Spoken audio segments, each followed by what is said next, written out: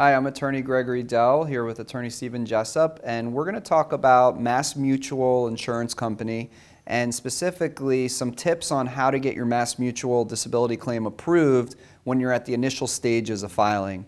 And Steve, we've handled so many claims with MassMutual, but MassMutual is a unique company and I would say in a positive manner, because of the fact that they primarily write individual disability policies, so we're not dealing with these group ERISA laws that we've spoken so much about.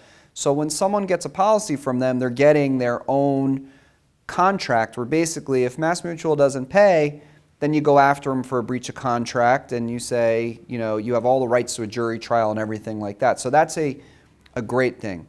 Now, I want to get into the policy language of MassMutual that's unique and different things that someone must be aware of, because the people who bought MassMutual bought it from a very qualified agent and were usually sold a good product. But when someone calls you, what's the first thing that comes to mind for you when they're looking to apply for benefits? Well, honestly, the policy itself, because MassMutual, like most of the insurance companies, everything, you get what you pay for. So there's a lot of riders that they offer. So the riders are really going to dictate the coverage. The base coverage, a lot of times, like we've discussed, it's good, not great. You have to upgrade your riders to make sure you're getting a true own occupation.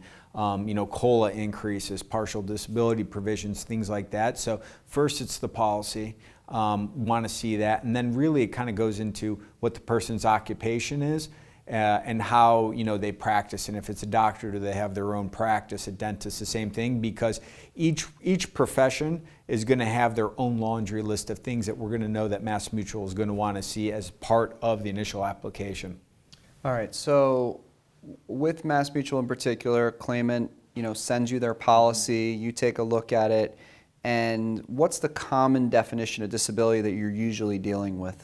Usually it's going to be that you're unable to perform the duties of your regular occupation, right? So it's an own occupation type situation, but it can vary as to whether or not you can work in some other occupation and continue to make earnings there and get your full total disability benefit, or if you work in another occupation but not your own, there's a reduction in the monthly benefit.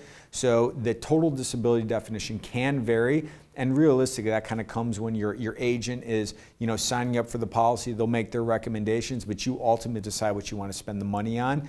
And at the time a lot of professionals buy these policies, they may not be making a lot of money, so they look to kind of save money, if you will. But later on, that kind of stuff can, come back to haunt you much later on when you're looking to file a claim. So a lot of our MassMutual clients are executives, physicians, very successful people who've had successful careers in their life, and they've gotten to a point where they may not be able to do the duties of their own occupation, but they might feel like they're able to do something else that didn't have near the requirements of the other job. And the MassMutual definition of disability can have something that's called residual, but also their total may say you're totally disabled from your own occupation, but not earning any other income, but sometimes has a certain threshold of income that you can earn. So sometimes I call these MassMutual disability policies loss of income type policies as opposed to a true ONOC definition. But how important is it to coordinate with your doctor, your medical complaints, your restrictions and limitations, if you're someone who's applying who's thinking you might be able to do something else? Well, the big thing is knowing your policy language and what you can and can't do under it. So when you are communicating with the doctor, because the doctor is going to write the notes, and a lot of times, for instance, if this is a doctor who's a potential client going to their own doctor, they're going to know what's going to need to be documented. But based on that policy language, you also have to be careful about what you say and the person can and cannot do. So it's really a matter of understanding that so it can be conveyed and your doctor can formulate an opinion as to this idea of disabilities relates to you. If it's a true, you can't do your own occupation, but your policy allows you to work in another occupation, then making it specific that way. So it's hard to give a global idea, but we can tell you that MassMutual, more than any other insurance company, is going to delve deep into all the information, your medicals. They're a very, very detail-oriented company, which works great for someone who has all their ducks in a row. But if something seems out of whack a bit, whether it be medical, financials, whatever the case may be, they're going to go through and really dissect and pick apart. And it's not that they're trying to, like, he's saying, like, you screw you over or anything. It's just that they do a very, very thorough job. So you really have to make sure you're as prepared as possible. Okay, so let's carry on that theme of being prepared. And I know we always say the most important thing is strong medical support. And claimants call all the time and we say, does your doctor support you? And they often say yes. But why is it not enough just for the doctor to write, yes, I support you in your claim and you shouldn't work? What's really going to be required that MassMutual is going to be looking for in those medical records? Restrictions and limitations. They're going to be looking for how your condition is impacting your ability to work. What portions of your occupation can't you do because of it? So it's going to be this idea that if it's not in your records, they're going to look at it as not existing. If it's silent, it doesn't happen. So it has to all be in there in order for them to. A doctor's support is one thing, and at least here, if you end up in court, like you said, you have a jury trial, there can be examination of your doctors, and doctors can elaborate their opinions, but you don't want your doctors having to backtrack their thoughts and opinions, even during the application process. Going back, months earlier, you want that documented then and there, because that paper trail is going to be the most important thing you can create with any of these, disability policies and claims with MassMutual. A lot of claimants think that applying for long-term disability benefits is as easy as it was when they bought their application, where they just filled out the forms, the agent did most of the stuff, they got some medical history, and they signed it. But when it really comes time to go and approach your treating doctor or doctors, why can that be difficult? And also, why must there be a coordinated effort amongst all of the doctors? It can be very awkward. A lot of people feel weird approaching their doctors. I mean, if you have a long-standing doctor, it may be easier. They'll know what's going on, issues you may have been having. If it's a newer doctor or specialist, that's a very difficult conversation, because then they're going to look at you. Are you just coming to me because you're looking, to file for disability? So it's important that, from the get-go in your treatment, you're honest with your doctors, and like you said too, in coordinating with all the doctors, because MassMutual is going to reach out to any doctor that's treated you for it.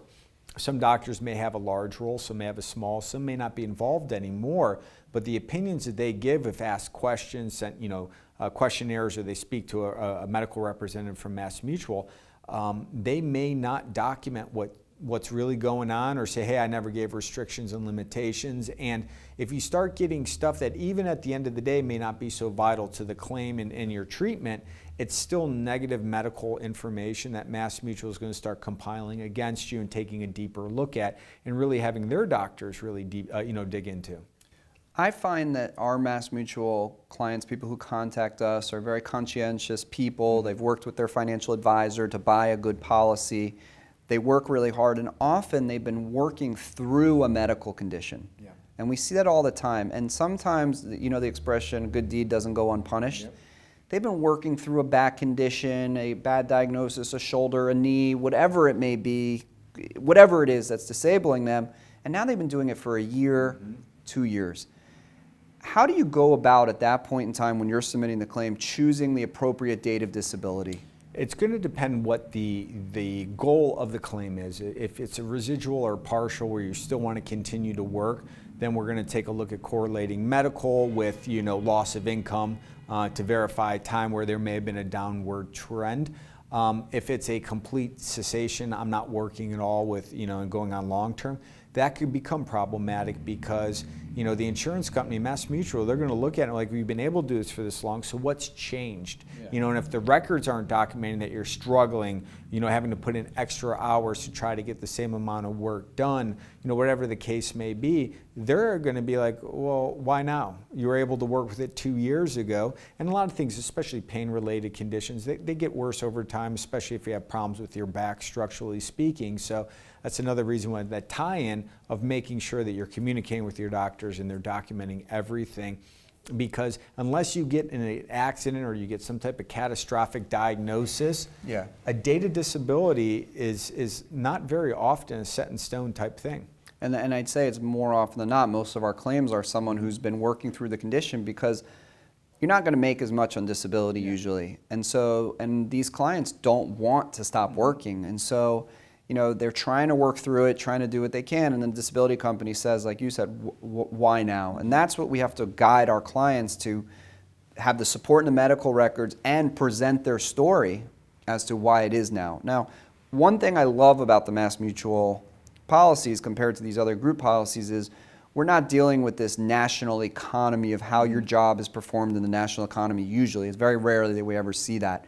So how do you work with a claimant to present their occupation, and what types of things may MassMutual be asking for that a claimant should expect when applying? And like you said, a lot of the people who hold these policies are very savvy, whether they're doctors, business owners, whatever the case may be. So first and foremost, if you are a business owner, you can expect that they're going to want to see financials, profit and loss statements, your corporate tax returns, your personal tax returns, stuff like that.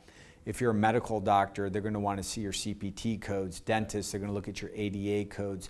That's how they're going to verify your occupational duties. So they're going to really look into what it is you were doing. That's why medically, we can get all the codes. More often than not, I have seen situations where people don't accept insurance, doctors don't accept insurance, so they don't really document that well. But 9 times out of 10, you're going to be able to get all those codes to demonstrate what exactly you were doing. How many surgeries you were performing, consults, things like that. From a legal perspective with lawyers, if they're saying that, hey, I'm a litigator, I litigate, you can get case information, how many cases they've had in trial, depositions they've done in the past year. So you can really tailor it to the person as to what they are doing, because that's what MassMutual really wants to know. They're going to look exactly what it is you're doing, and then they're going to make their determinations based on that. Right, and they love to grab calendars and pull your docket schedules. If you're a lawyer, if you're a business owner, looking at your different meetings, they may want to speak. And if you're an inline employee working with a big company, they may want to speak to your supervisor or manager, coworkers.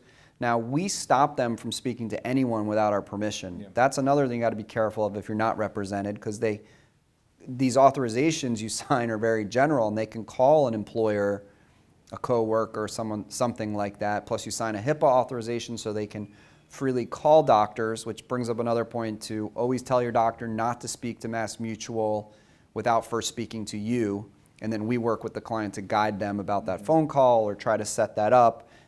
Every time I say something, it brings up different, different scenarios that we've seen with MassMutual. In the initial claim, MassMutual is going to want to interview the claimant.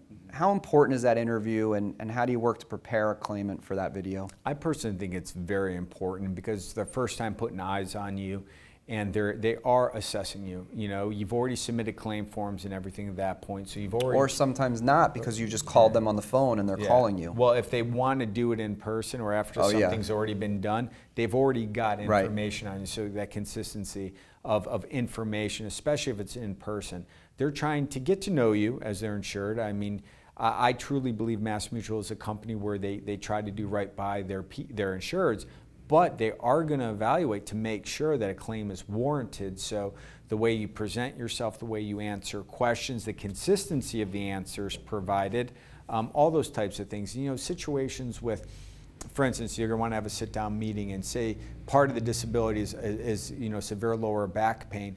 And it's not uncommon for a lot of hard-charging professionals to try to suck things up and just grunt and get through it. But, in those, saying, hey, listen, if you need to take a break, by all means take a break, get up, move around, stand around, do those types of things, because everything, it's a job interview, if you will. Everything is being scrutinized. So you really want to be careful, and you don't want to downplay anything you're going through. If they're asking how you're doing or medically, oh, I'm doing better, I'm doing okay. So you really want to be honest with yourself so you can be honest with them. So there's so many things with the application, depending on the medical condition, the language in the policy, other disability policies. Often we find our clients have a group policy or other private policies. We've had policies that are 30, 40 years old. The language varies over the years, so we have to look at the whole total picture. The important thing is we want you to know from this video, you must be prepared. Yeah. And that also, we offer a unique legal service where, as attorneys, we're using our experience from seeing all of these claims denied to deposing people at MassMutual to knowing their internal workings so that we can put you in the best position to get your claim approved. And what we recommend is we offer a free consultation where we review a copy of your policy. Either call us at the number below in our video or go to our website at diattorney.com, click on the free consultation. An email will come to us, either myself or Stephen or one of our other lawyers. One of the attorneys will immediately call you back. We're going to ask you to email us a copy of your long-term disability policy. We'll set a free initial phone consultation where we will answer all of your questions, go through the claim, whether we think you can get approved or not, how we can help you. We'll let you know about our fees or costs, which are very reasonable based upon what's involved with your claim. All of our clients are located all over the country, so no matter where you live, we're able to assist you. And we hope that by working with you, we're able to guide you through the approval of your claim.